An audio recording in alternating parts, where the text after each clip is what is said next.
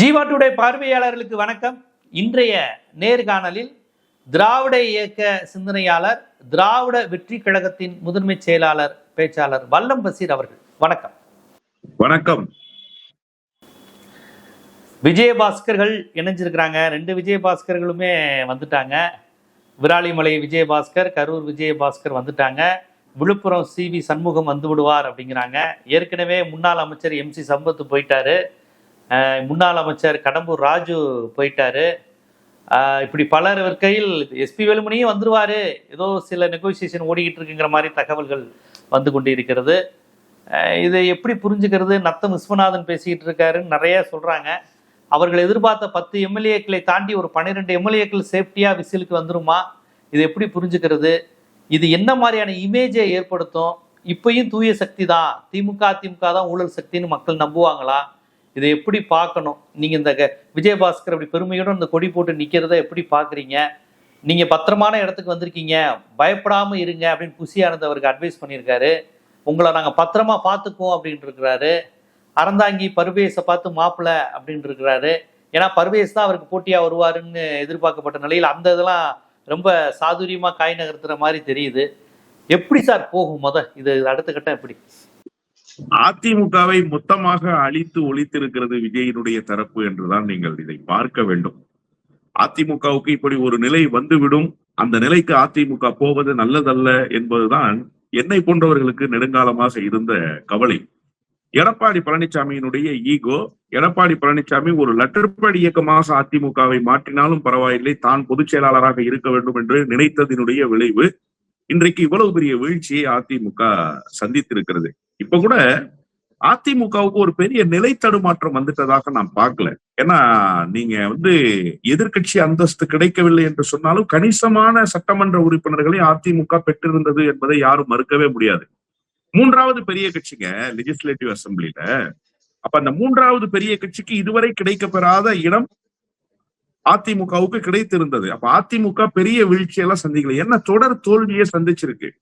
அதிமுக என்கிற அந்த கட்சிக்கு கோட்பாடு, கொள்கை, லட்சியம் இவையெல்லாம் எதுவுமே இல்லை. திமுக எதிர்ப்பு மட்டுமே அதிமுகவுக்கு பிரதானமாக இருந்தது. அதனுடைய விளைவு ஒரு நல்ல கரிஸ்மேட்டிக் லீடர் இல்லை அப்படின்ற அந்த குறைபாடு, எடப்பாடி பழனிசாமியால் அந்த கட்சியை வெற்றியை நோக்கி இட்டு செல்ல முடியவில்லை என்கிற அந்த நிலை, இப்போது இந்த நிலைமைக்கு அதிமுக வந்திருக்கிறது. ஆனா விஜய் ஏன் இவ்வளவு மோசமாக அதிமுகவை வேட்டையாடுகிறார் என்பதுதான் இங்க இருக்கக்கூடிய கேள்வி.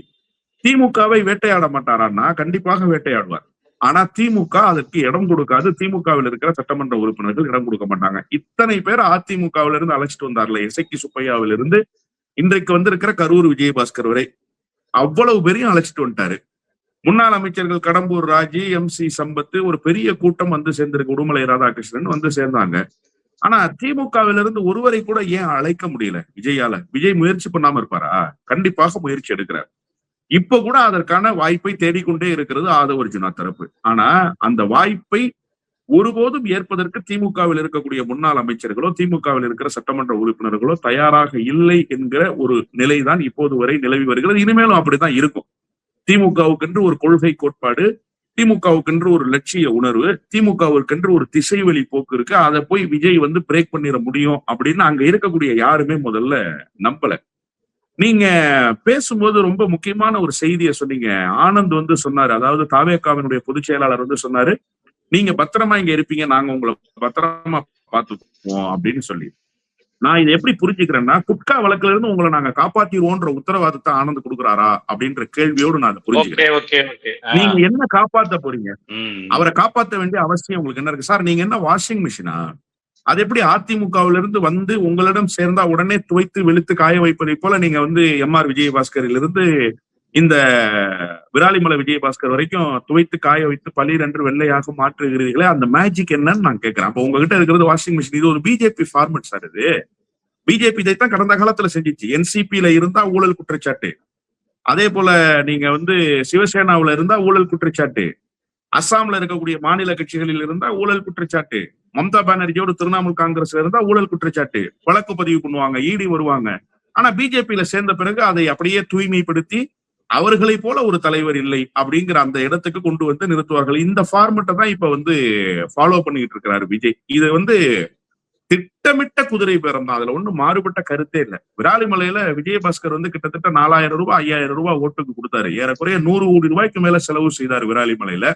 விராலிமலையில தொடர் வெற்றி பெற்றிருக்காரு. ஏற்கனவே நம்ம ஜீவா டுடேல தான் பேசணும். விராலிமலையில் எப்படி அவர் தொடர்ச்சியாக தக்க வைத்துக் கொண்டார் அந்த தொகுதியை. ஏறக்குறைய 71க்கு பிறகு அந்த தொகுதி இல்லாம போனதற்கு பிறகு 2011 அந்த தொகுதி வந்ததிலிருந்து இப்போது வரை அவர் தான் நிரந்தர சட்டமன்ற உறுப்பினர் இடத்தை பெற்றிருக்கிறாரு. நம்ம ஜீவா டுடேலயே பேசணும். அவருக்கு இருக்கிற மக்கள் செல்வாக்கெல்லாம் நான் குறைத்து மதிப்பிடல. ஆனாலும் இந்த முறை அவருக்கு வந்து வெற்றி வாய்ப்பு இலகுவாக இருக்காது அப்படிங்கிற ஒரு கவலை உணர்வு வந்துருச்சு. திமுகவோட மாவட்ட செயலாளர் போய் போட்டியிடுறாங்க. அப்ப அவர் என்ன பண்றாருன்னா ஏறக்குறைய 100 கோடி ரூபாயை செலவு செய்யறார். 100 கோடி ரூபாயை செலவு செய்யும் போது அதிமுகவுக்கு யார் சார் பொதுச் செயலாளர்? எடப்பாடி பழனிசாமி தான் பொதுச் செயலாளர். வெற்றி பெற்றதற்கு பிறகு யார் சார் பொதுச் செயலாளர்? எடப்பாடி பழனிசாமி தான் பொதுச் செயலாளர். அப்போ வெற்றி பெற்றதற்கு பிறகு, தேர்தலுக்கு பிறகு எடப்பாடி பழனிசாமியோடு ஒரு பிணக்கு வருதுன்னா அந்த பிணக்கு ஏன் வந்துச்சு? இப்ப ரொம்ப சிம்பிளா சொல்றாங்க. வைகோ மாதிரியான ஆட்கள் எப்படி நியாயப்படுத்துறாங்க இதை அப்படின்னா, அதிமுகவை விரும்பாம அதிமுக தலைமை மீது அதிருப்தியில வர்றாங்க. இது எப்படி குதிரை பேரமாகும் அப்படின்னு கேக்குறாங்கல்ல. இந்த 50 நாட்களுக்கு சேர்த்தே வைகோ பேசுறாரா? அதிமுகவில் ஊழல் குற்றச்சாட்டப்பட்ட எம்எல்ஏக்கும் சேர்த்தே வைகோ வாதாடுறாரா? சார் அவர் வந்து விஜய்க்காக எல்லா நிலையிலும் வாதாடுவதற்கு தயாராயிட்டாரு. அதிமுக இல்ல நாளைக்கு பிஜேபியில இருந்து ஒருத்தர் வந்து சேர்ந்தாலும் அதுக்கும் வாதாடுவார். இது இயல்பாக நடந்ததுன்னு பாரு. அந்த நிலைக்கு அவர் தள்ளப்பட்டிருக்காரு. இப்ப செய்தி அதுவல்ல. என்ன அப்படின்னு கேட்டீங்கன்னா, நீங்க அதிமுகவிலிருந்து வருபவர்கள் என்ன நியாயம் சொல்லிவிட்டு வர்றாங்க? எங்களுக்கு அதிமுக தலைமையோட பிணக்குன்னா இந்த 50 நாட்களுக்குள்ள என்ன சார் பிணக்கு? 25 சட்டமன்ற உறுப்பினர்கள் விஜய்க்கு ஆதரவு தெரிவிக்கலன்னா பிணக்கே கிடையாது. நீங்க 25 பேர் ஆதரவு தெரிவிச்சதுலதான பிரச்சனை துவங்குது. அதன் பிறகு ஒரு சமாதான முயற்சி. அதுல வந்து விராலிமலை விஜயபாஸ்கரும் சி வி சண்முகமும் மட்டும்தான் சமாதானத்துக்கு போகலையே தவிர ஏனையோர் எல்லோரும் சமாதானத்துக்கு போனாங்க. அதனாலதான் அந்த 25 பேர் மேல கொடுத்த வழக்க வந்து விட்ரா பண்ணிக்கிறேன்னு சொல்லி அதிமுகவுடைய பொதுச் செயலாளரும் கொரோனாவாக இருக்கிற அக்ரி கிருஷ்ணமூர்த்தியும் அதை வந்து விட்ரா பண்ணாங்க. இப்போ இந்த நிலையில எல்லா பிரச்சனையும் சால்வ் ஆயிடுச்சு, அதிமுக ஸ்மூத்தான ஒரு ஸ்டேஜுக்கு வந்துருச்சுன்னு நினைக்கும் போது ஒவ்வொருவராக ராஜினாமா பண்றாங்க அப்படின்னா, அப்ப இது திட்டமிட்ட குதிரை பேரத்தை தவிர வேற என்ன இருக்க முடியும்? நீங்க இத விலை பேசி வாங்கிட்டீங்கன்னு தானே பொருள். மதுராந்தகத்துல 70 கோடி செலவு, அம்பாசமுத்திரத்துல 85 கோடி செலவு, அதே போல விராலிமலையில 100 கோடி செலவு. இவ்வளவும் செலவு பண்ணி சட்டமன்ற உறுப்பினர்களானவர்கள் உடனே ராஜினாமா பண்றாங்கன்னா விஜய் மீது இருக்கிற அந்த கொள்கை ஈர்ப்பா, விஜய் மீது அவர்கள் வைத்திருக்கிற ஒரு பற்றா, பாசமா? அதெல்லாம் ஒண்ணும் கிடையாது. அதிகாரத்தை நோக்கி நகர வேண்டும் என்பதுதான். பணம் பண்ணியாச்சு, அடுத்து விஜயோடு சேர்ந்து நாளைக்கு இடைத்தேர்தல்ல மீண்டும் போட்டியிட்டு அமைச்சர் ஆயிரலான்ற உத்தரவாதம். நேரடியா அமைச்சர் ஆகிறதுக்கு முயற்சி பண்ணாங்க. 25 பேர்ல 8 பேரு, லீமா ரோஸ் உட்பட 8 பேருடைய பட்டியல் போச்சு. ஆனா அந்த வாய்ப்பு தவறிடுச்சு. இப்ப அந்த வாய்ப்பு தவறுனதுனால என்ன பண்றாங்கன்னா கொல்லைப்புற வழியாக வருவதற்கு முயற்சிக்கிறாங்க. விஜய் ஒரு விஷயத்துல ரொம்ப தெளிவா இருக்காரு. இது இத்தோட ஸ்டாப் ஆகாது. நான் இப்பவே சொல்றேன், ஜீவா டுடே வாயிலாகவே சொல்றேன், இது தொடரும் பாருங்க. ஏன்னா அவருக்கு வந்து அந்த 118 மேஜிக் நம்பர்ஸ்ன்றது ஒரு கணக்கு இருக்கு இல்லையா? அப்ப அவர் 118 எம்எல்ஏ வர்ற அளவுக்கு ராஜினாமா பண்ணி வச்சுக்கிட்டா போதும்னு அவர் நினைக்கல. அவர் என்ன நினைக்கிறாருன்னா, இப்ப கூட திமுகவை பார்த்து விஜய் பயப்படுறாரு. ஒரு அட்லீஸ்ட் 15 இடத்துல போட்டியிட்டாதான் அதுல ஒரு 6-7 இடங்கள் வெற்றி பெற முடியும்னு நினைக்கிறார் விஜய். அதனால அந்த 15-17 எம்எல்ஏக்களுடைய ராஜினாமாவை அவர் எதிர்பார்க்கிறார். இப்ப இந்த 2 கூட ஸ்டாண்ட் பைல இருந்த 2 தான். யாரு? 2 விஜயபாஸ்கர்கள் இருக்காங்கல்ல, இது வந்து ஸ்டாண்ட் பைல இருந்தது. அவருடைய கணக்கு வந்து கடையநல்லூர் எம்எல்ஏ மதிமுக சார்பில் திமுக போட்டியிட்டவரும், சீர்காழியில மதிமுக சார்பில் திமுக போட்டியிட்ட 2 எம்எல்ஏ தான். அது 2ம் கணக்கு பலிக்கவில்லை. வைகோ கொடுத்த உத்தரவாதத்தை காப்பாற்றவில்லைன்னு தெரிந்ததற்கு பிறகு அவரால் அது முடியாதுன்னு தெரிந்து கொண்டு அதுல ஸ்டாண்ட் பைல இருந்த 2 எம்எல்ஏக்களை கூட்டு வந்திருக்காரு. அவ்வளவுதானே தவிர அவருக்கு கணக்கு என்பது எப்படிப்பட்ட கணக்காக இருக்கிறது என்று கேட்டால், அந்த 118 மேஜிக் நம்பர்ஸ் கொண்டு வர்றதுக்கு அதிகமான சட்டமன்ற உறுப்பினர்களை ராஜினாமா பண்ண வைக்கணும் அப்படிங்கிற அந்த இலக்கோடு அவர் பயணிக்கிறாரு. அதற்கு அவருக்கு கிடைத்திருக்கிற ஒரே வாய்ப்பு இந்த அதிமுக சார்பில் போட்டியிட்ட 47 பேர். இன்னும் கூடுதலாக எஸ்பி வேலுமணி வருவார், நத்தம் விஸ்வநாதன் வருவார், பலரும் இப்போது படையெடுத்து வருவார்கள் என்றுதான் நான் வந்து உறுதியாக நம்புறேன். அதற்குண்டான வேலைகளை மெல்ல மெல்ல செய்து கொண்டே இருக்கிறார்கள். ரொம்ப ஜரூரா அந்த வேலையை வந்து செய்யறாங்க. அதற்காக ஊழல் குற்றச்சாட்டுகளில் இருந்தவர்களை எல்லாம் தேடி கண்டுபிடிப்பது. நீங்க வந்து போக்குவரத்து துறை அமைச்சராக இருந்த அண்ணன் எஸ் சிவசங்கர் மேல ஒரு வழக்க சொல்லி அவரை விசாரணைக்கு அழைக்கிறது லஞ்ச ஒழிப்புத்துறை. ஆனா இதே போக்குவரத்து துறையை கையில் வைத்துக் கொண்டு இந்த போக்குவரத்து துறையை கபலீகரம் செய்தவர் யாருன்னு கேட்டா இப்ப கரூர் விஜயபாஸ்கர் இப்ப போய் சேர்ந்திருக்கிறார் இல்லையா அவரு. நீங்க அவர் மீது இருக்கிற வழக்கை எப்படி விசாரிக்க போறீங்க? அவர் மீது இருக்கிற வழக்கை என்ன மாதிரியாக நீங்க வந்து கையில் எடுக்க போறீங்க? ரெம்டிசிவர் மருந்துல லாபம் வச்சு வித்தவர் சார்.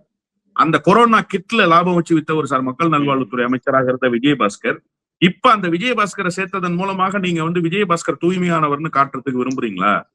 எனவே இந்த கணக்கு என்பது முழுக்க முழுக்க குதிரை பேர கணக்கு தான்.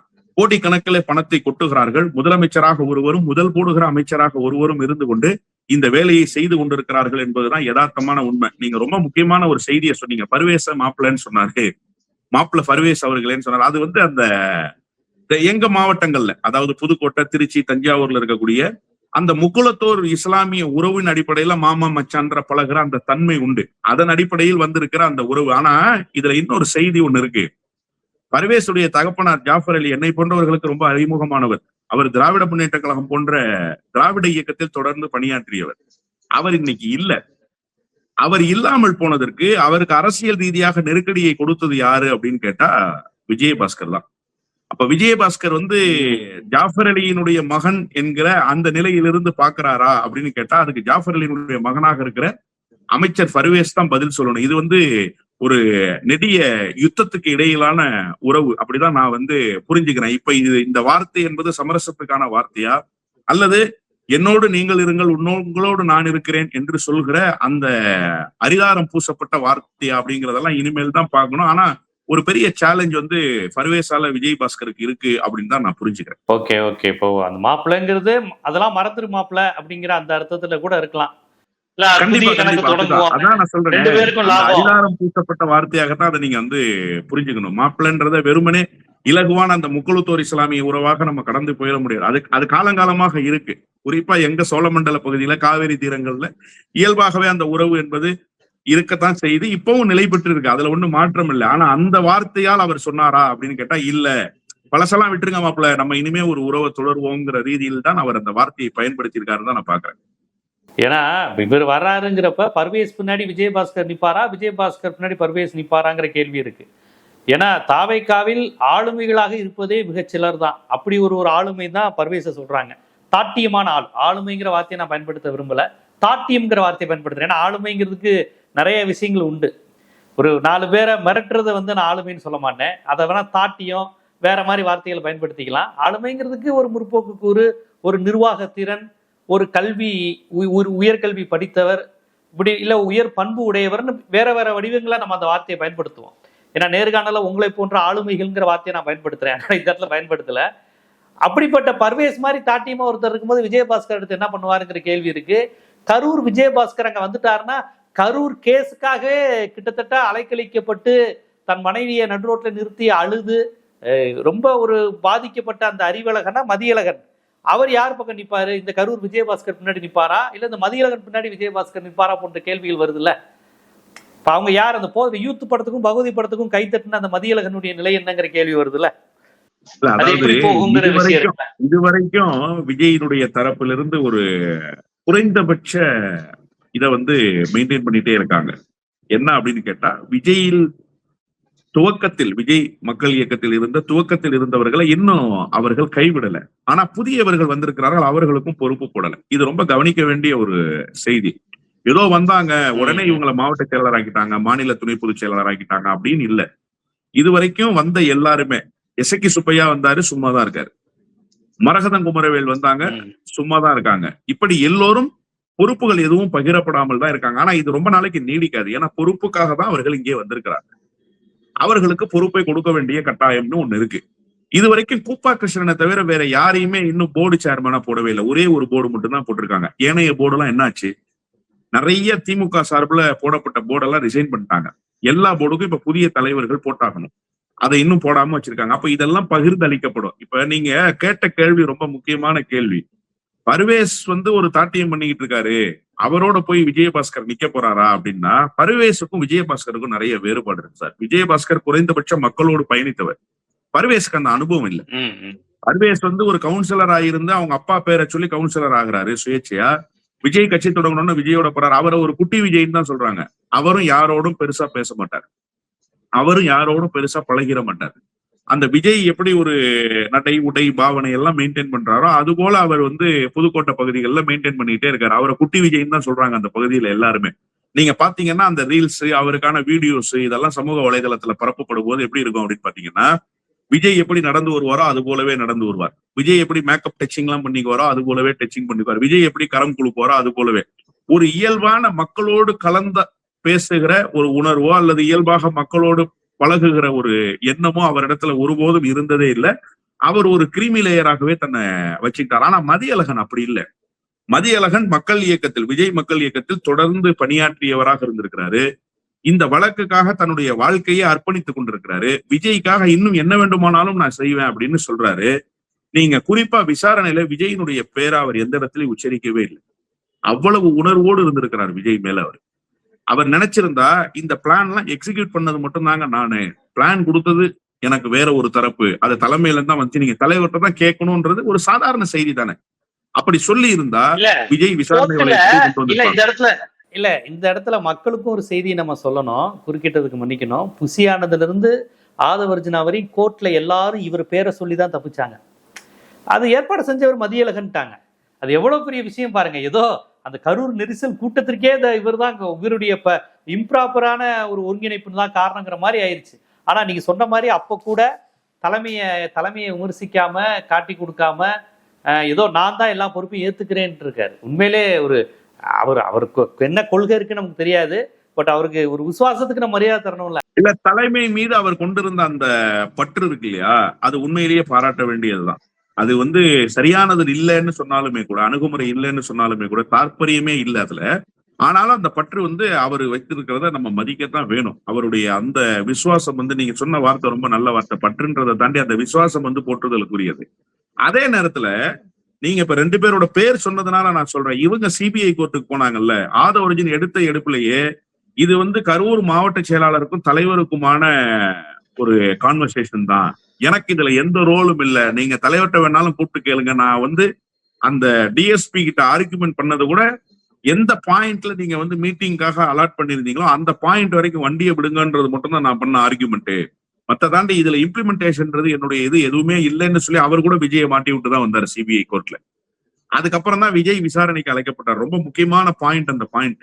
எதன் மூலமாக விஜய் அழைக்கப்பட்டார்னா ஆதவனுடைய ஸ்டேட்மெண்ட் மூலமாக தான் அழைக்கப்படுறார் விஜய். அந்த நேரத்தில் கூட விஜய்க்கு உண்மையிலேயே விசுவாசமாக இருந்தவர் கரூர் மாவட்ட செயலாளர். இப்ப அவருடைய இருப்புக்கு ஆபத்து வந்துருச்சா அப்படின்னு கேட்டா கண்டிப்பா ஆபத்து வந்துருச்சு. இதுக்கப்புறமும் விஜயபாஸ்கரை தாவேக்காவுல புறந்தள்ளிட முடியாது கரூருக்குள்ள அப்படின்னு தான் நான் புரிஞ்சுக்கிறேன். ஏன்னா அவர் அண்ணன் செந்தில் பாலாஜிக்கே டஃப் ஃபைட் கொடுக்கக்கூடிய ஒரு மாவட்ட செயலாளராக அதிமுகவுல இயங்கி இருக்காரு. இயங்கியவர் இப்போது அண்ணன் செந்தில் பாலாஜி கோவையை நோக்கி நகர்ந்ததுனால கரூர்ல வெற்றி பெற்றார். அவர் மீண்டும் கரூர்ல போட்டிட்டு இருந்தா அண்ணன் செந்தில் பாலாஜி கிட்ட வெற்றி பெற்றிருக்க முடியாதுங்கிறது யதார்த்தமான உண்மை.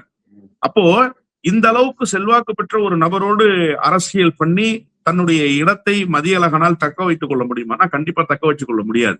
ஆனா எவ்வளவு நாளைக்கு நீங்க விஜயபாஸ்கரை சும்மாவே வச்சிருக்கோம். வேணா என்ன பண்ணுவாங்கன்னா அதிகபட்சமாக கரூர் தெற்கு கரூர் வடக்குன்னு பிரிச்சு 2 பேரையும் மாவட்ட செயலாளரா சைமல்டேனியஸா ரன் பண்றதுக்கு முயற்சி பண்ணுவாங்களே தவிர விஜயபாஸ்கரை அங்கீகரிக்காம ரொம்ப காலத்துக்கு நகர்ந்து போயிட முடியாது. இப்ப இந்த மாதிரியான பிரச்சனை நிறைய இடங்கள்ல இருக்கு. இப்ப வரைக்கும் அதை மெயின்டைன் பண்ணுது விஜய் தரப்பு.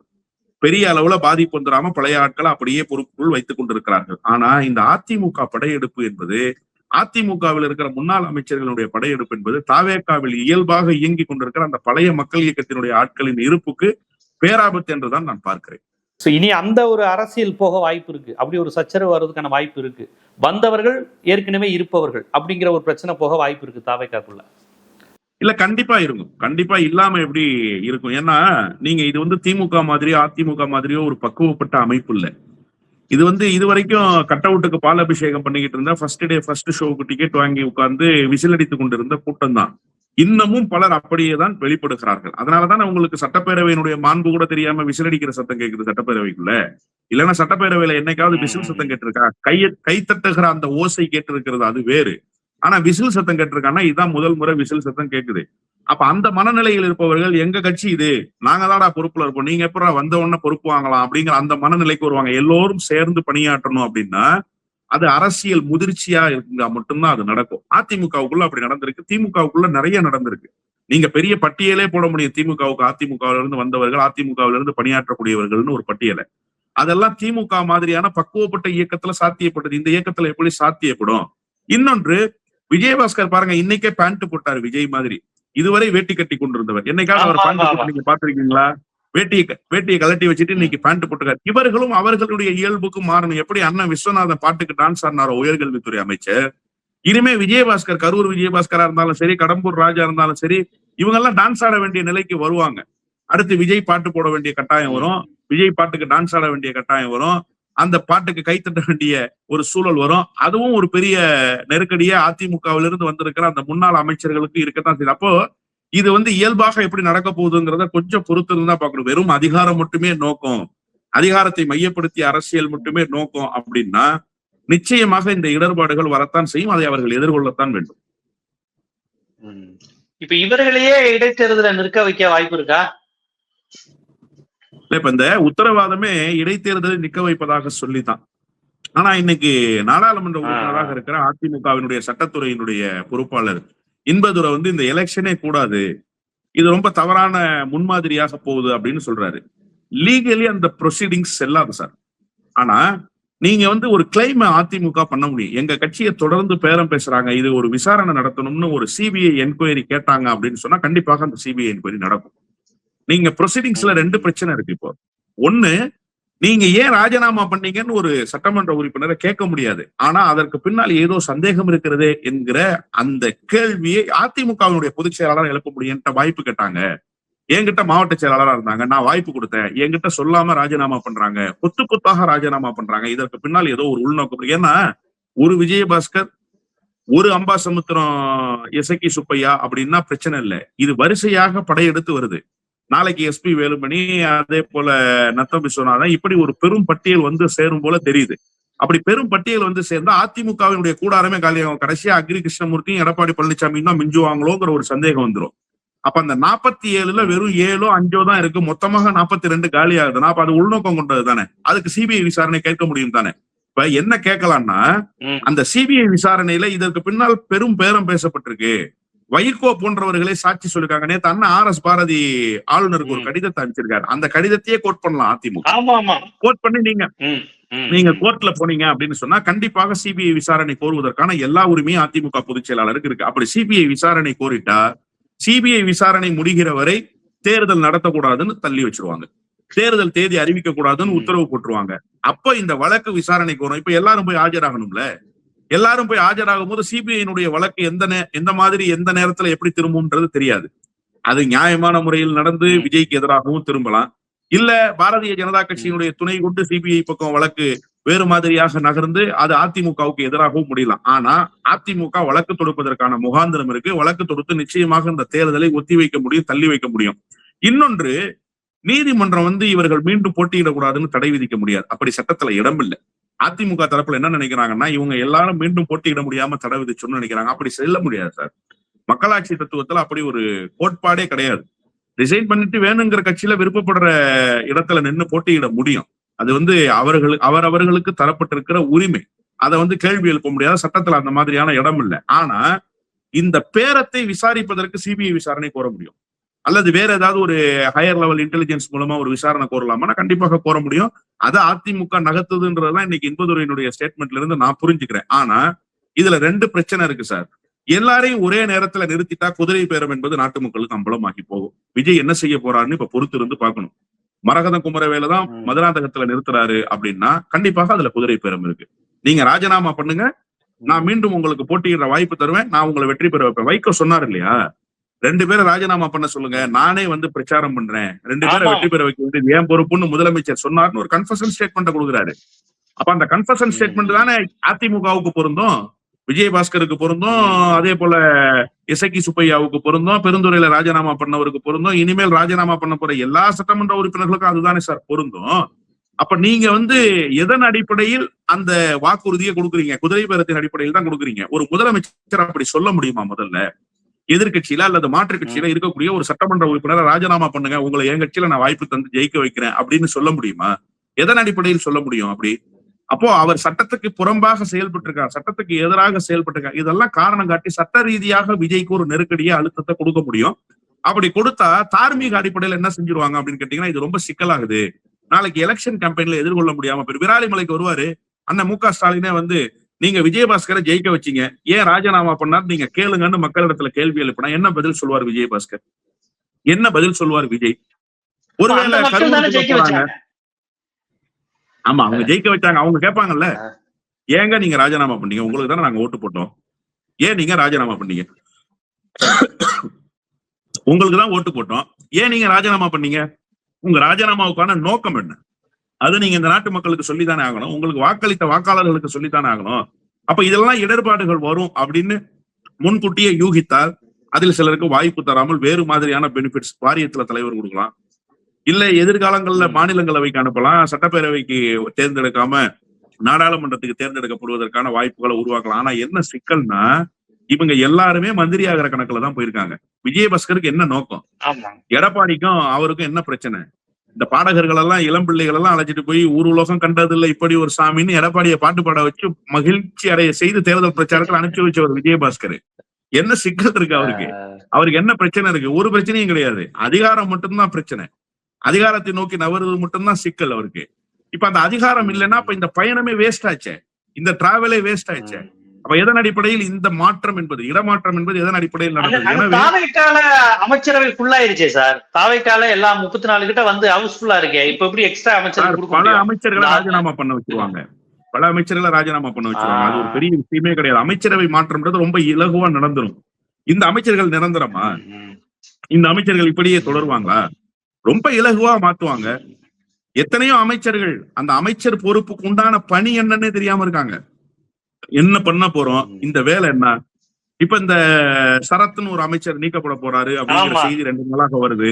இந்த போதைப் பொருளை பயன்படுத்தி இருக்கிறாரு அப்படிங்கிற செய்தி எல்லாம் வருது. இப்ப அவரை நீக்கிட்டா வேற யார போடுறது?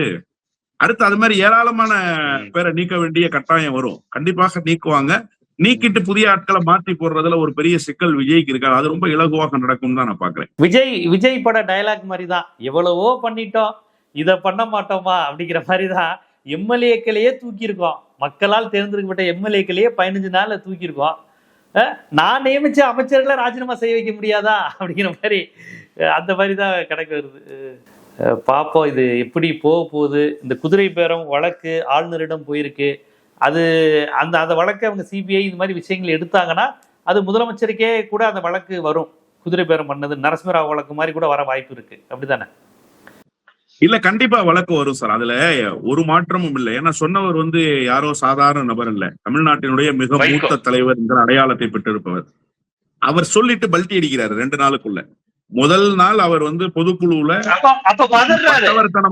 அவர் ஏன் பதறாருன்னா இது சட்ட சிக்கல்னு அவர் தெரிஞ்சிருக்கு. சட்ட சிக்கல் தெரிஞ்சிருக்கு. கண்டிப்பா கண்டிப்பா கண்டிப்பா. அவர் என்னன்னா விஜயை மாட்டிட்டாரு. முதல்ல விஜயை மாட்டி விட்டுட்டாரு. மாட்டி விட்டுட்டு இது சட்ட சிக்கல் ஆகும், இது பிரச்சனை ஆகும்னு தெரிஞ்சதற்கு பிறகு இல்ல நான் தான் சொன்னேங்க. சரி சார், நீங்க அவரிடத்துல சொன்னாலும் அவர் உங்களிடத்துல சொன்னாலும் தவறு தானே. அப்ப விஜய் என்ன சொல்லி இருக்கணும்? பதறி இருக்கணும்ல. இல்லண்ணே ராஜினாமா பண்ண சொல்லாதீங்க, அது சட்டப்படி தப்பு, வேண்டாம்னு தானே சொல்லி இருக்கணும்.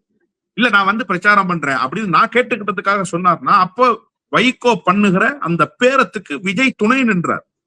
நீங்க பேரம் பேசினாலும் தப்புதான், பேரத்துக்கு துணை நின்றாலும் தப்புதான். ஏன்னா நீங்க ரகசிய காப்பு பிரமாணம் உறுதிமொழி ஏற்றுக்கொண்டு இந்த நாட்டினுடைய இறையாண்மையை பாதுகாக்கிறேன்னு சொல்லி அந்த நாற்காலியில போய் உட்கார்ந்துருக்கீங்க. நீங்க ஒன்னும் சாதாரண நபர் அல்ல. அப்போ இந்த நாட்டினுடைய அரசியலமைப்பு சாசன சட்டத்துக்கு எதிரான ஒரு வேலையை மக்களால் தேர்ந்தெடுக்கப்பட்ட சட்டமன்ற உறுப்பினரையோ மக்கள் பிரதிநிதியோ அழுத்தம் கொடுத்து ராஜினாமா செய்ய வைக்க கூடாதுன்னு சட்டம் சொல்லுது. ஒரு அழுத்தத்துக்கு உட்படுத்தி அவருடைய அதிகாரத்தை வளைத்துக் கொள்ள கூடாதுன்னு சட்டம் சொல்லுது. அந்த வேலையை நீங்க செய்றீங்கன்னா அது சட்டப்படி குற்றம் தானே.